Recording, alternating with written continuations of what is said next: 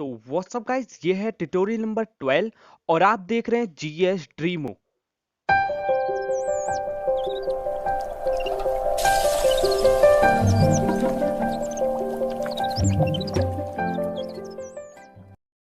तो गाइस, आज का जो हमारा टॉपिक है वो है हमारा डेटा प्रोसेसिंग। तो देर न करते हुए स्टार्ट करते हैं हमारा आज का टॉपिक डेटा प्रोसेसिंग। तो जैसा कि गाइस आप पिछले लेक्चर में जान ही चुके हैं कि डेटा और इंफॉर्मेशन क्या होती है।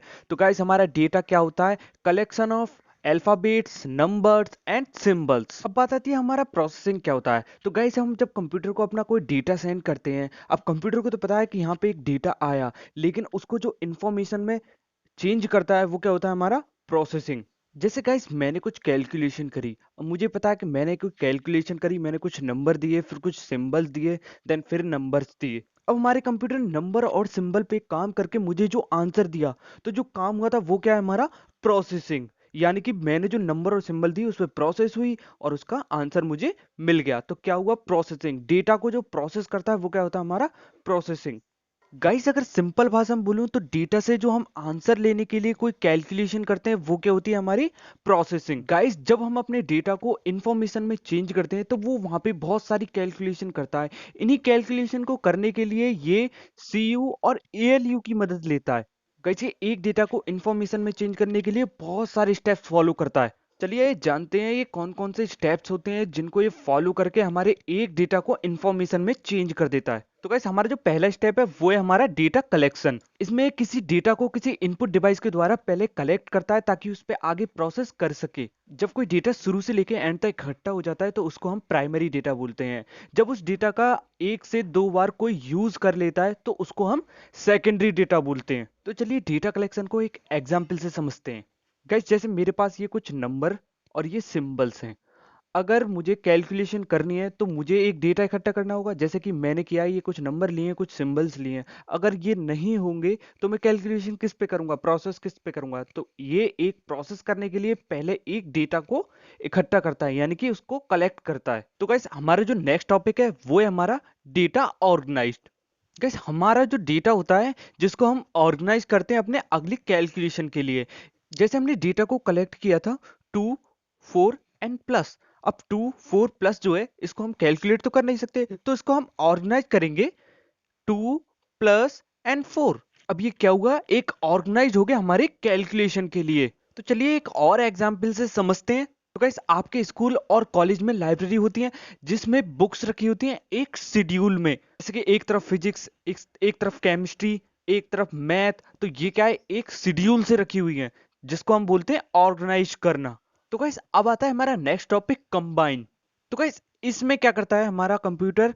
सेम डेटा या फिर इससे रिलेटेड जो डेटा होता है उसको उठा के इसके साथ कंबाइन करता है ताकि एक साथ कैलकुलेशन कर दी जाए। तो गाइस, हमारा कंप्यूटर फाइंड करता है कि जो हमें डेटा मिला है उसमें क्या क्या समानता है। वो एक जैसा तो नहीं है, अगर एक जैसा है तो वो उठा लेता है उसमें जो जो उससे मिलता जुलता है ताकि वो कैलकुलेशन करने में आसानी कर सके। तो अब आता है हमारा नेक्स्ट टॉपिक जिसमें हम डेटा को करते हैं मैनिपुलेट। गाइस, इस स्टेप में हम अपने डेटा को अपडेट करते हैं, यानी कि अगर मुझे अपने डेटा में कुछ ऐड करना है, और यानी कि अगर मुझे डेटा में अपना लग रहा है कि मुझे ये चीज हटानी है तो उस चीज को हम अपडेट करते हैं। इसको बोलते हैं मैनिपुलेट।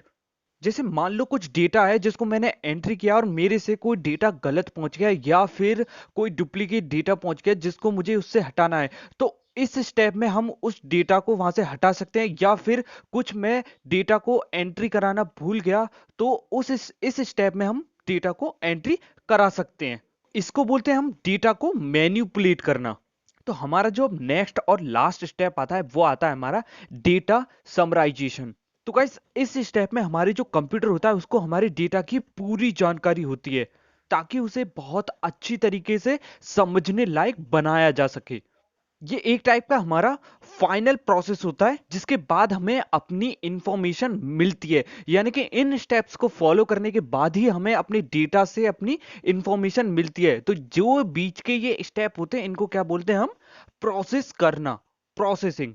तो गाइस, क्योंकि हमारी कंप्यूटर क्या है? एक इलेक्ट्रॉनिक मशीन है, इसीलिए हमारे इस प्रोसेसिंग को हम इलेक्ट्रॉनिक डेटा प्रोसेसिंग भी बोलते हैं। गाइस, इसकी जो शॉर्ट फॉर्म है वो होती है हमारी ईडीपी, यानी कि इलेक्ट्रॉनिक डेटा प्रोसेसिंग। गाइस हमारा जो कंप्यूटर होता है वो इस प्रोसेस को बहुत ही कम समय में यानी कि नैनो सेकेंड्स में कंप्लीट करता है।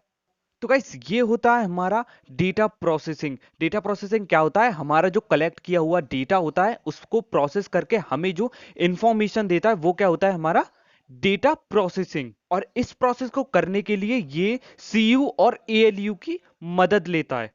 तो आई होप गाइस आपको ये टॉपिक बहुत ही अच्छी तरीके से समझ में आया होगा। तो चलते हैं अपने नेक्स्ट टॉपिक की तरफ, हमारा आज के अब्रीविएशन। तो हमारे जो आज के अब्रीविएशन है वो है, जो पहला अब्रीविएशन है वो है हमारा इनसेट, यानी कि इंडिया नेशनल सैटेलाइट। नेक्स्ट है आईपी, इंटरनेट प्रोटोकॉल।